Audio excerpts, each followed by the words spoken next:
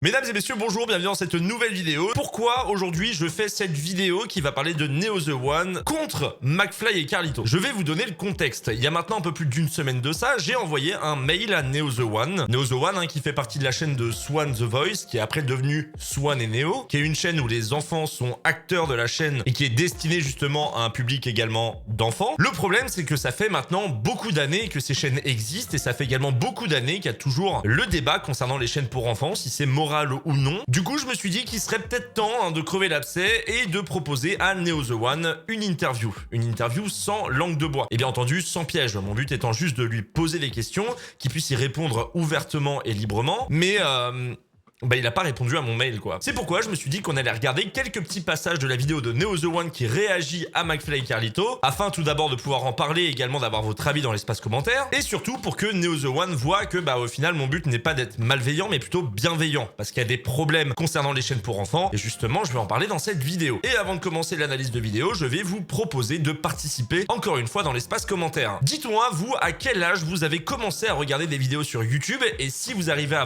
vous en rappeler, dites-moi quel était le premier youtubeur que vous avez regardé. Voilà, faites-vous plaisir, spammez-moi l'espace commentaire, n'hésitez pas également à liker cette vidéo, de toute façon, ce n'est que pour la référence. Et bien entendu, nous allons faire maintenant un tout petit disclaimer. Je vais vous demander de ne pas insulter Neo, de ne pas insulter également Swan The Voice, de ne pas insulter la mère et le père, ce n'est pas le but de cette vidéo. Faites en sorte que l'espace commentaire soit un minimum bienveillant, vous avez le droit de donner votre avis, mais restez un minimum courtois et respectueux, s'il vous plaît. Moi, je vais vous donner mon avis sans aucune langue de bois, je vous demande de faire pareil, mais s'il vous plaît, retenez-vous. Bref, je pense que tout a été dit, mesdames et messieurs, ne perdons pas plus de temps, regardons la vidéo. On peut faire un petit parallèle en vous montrant les jeunes youtubeurs très jeunes qui sont gérés un peu par leur famille. Alors j'ai juste envie de faire une remarque. McFly et Carlito ont fait une vidéo sur les gestes barrières, vous savez, featuring Macron, afin de pouvoir faire un concours d'anecdotes. Une vidéo qui a quand même fait plus de 10 millions de vues et qui explique comment respecter les gestes barrières contre le Covid. Dans cette vidéo, ils n'ont pas de masque, ils sont plus de 7. Et ils sont pas à 1m50 d'écart. Ça m'a fait rire. Ça m'a fait rire, je voulais vous le partager. Voilà, je sais pas ce que vous en pensez, mais moi ça me fait rire. Gros sujet aussi. Ok, donc là, déjà, on est sur une ancienne vidéo, vraiment très vieille vidéo. On n'est pas trop dans le contexte, C'est vrai que maintenant, cette vidéo n'a pas trop de sens, ça la montrait des bonnes sœurs.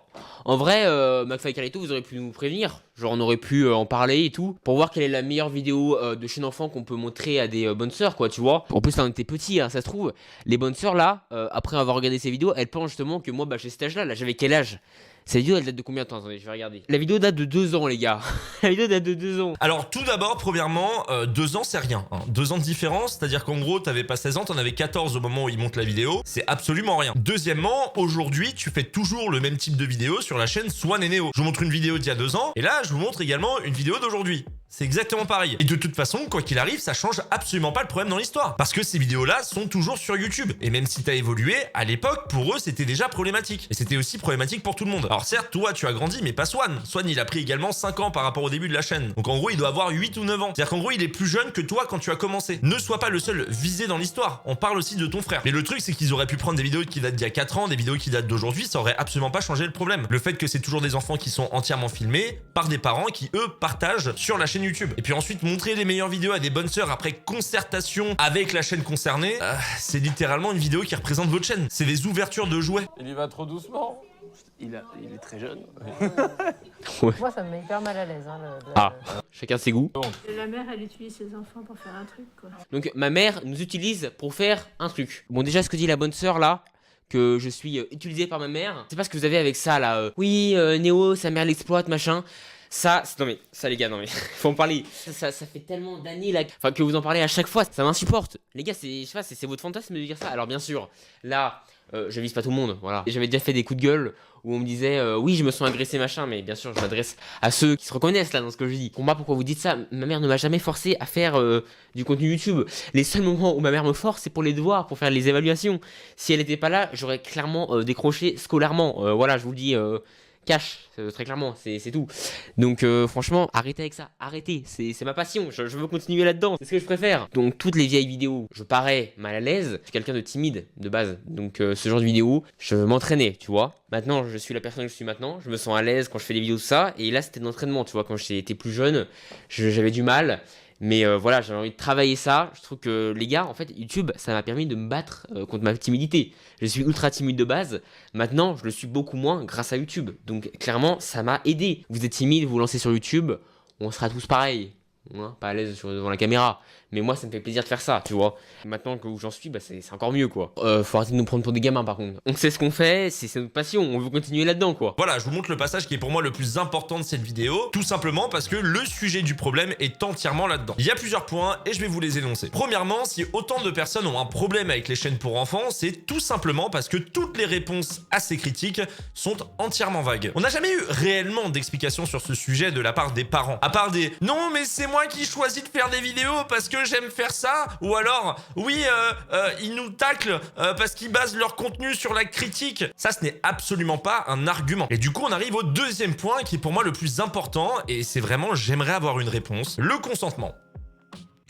La chaîne a été créée il y a maintenant 5 ans. Swan avait 3 ans et Neo avait environ 10-11 ans. Jamais de ma vie je serais capable de croire qu'un enfant de 3 ans a conscience de ce qu'est YouTube et a conscience de ce que rapporte YouTube. C'est impossible qu'il prenne conscience de ça. Du coup, Swan n'a pas pu dire qu'il voulait, oui ou non, partager les vidéos où il chantait. Hein, oui, parce qu'au début de la chaîne, à la base, c'est pour ça que ça s'appelait Swan The Voice, c'est parce que Swan chantait. Voilà, je vous montre en même temps un screen des vidéos où il chante. Il a totalement été contraint de l'accepter en soi. Soit ses parents l'ont posté sans même qu'il le sache et après ils lui ont montré la vidéo genre « Hey regarde, t'as vu, j'ai mis la vidéo, elle a bien marché hein !» Ou soit ils ont demandé à Swan « Viens, on la partage quelque part. Comme ça, elle pourrait être vue par plein de gens. » Et Swan, bah, ne sachant pas ce que c'est, va accepter. Parce que c'est sa mère ou son père qui le demande. Alors bien sûr, aujourd'hui, il a 8 ou 9 ans et il doit être heureux parce qu'il a énormément de jouets. Et surtout qu'à cet âge-là, on va pas se le cacher, on est quand même relativement matériel. Mais comment un enfant de 8 ans comme Swan, par exemple, aujourd'hui, ou un enfant de 11 ans comme Neo à l'époque où la chaîne a commencé, peut avoir conscience de ce qu'est YouTube? Et il y a 99% de chances, oui les statistiques viennent directement de ma tête, il y a 99% de chances que ce soit impossible qu'ils en aient réellement conscience. Et du coup on arrive au troisième point qui rejoint le deuxième, l'ascendance. Il y aura toujours une influence des parents sur les enfants. Parce que ce sont généralement les parents qu'on écoute le plus quand on est jeune.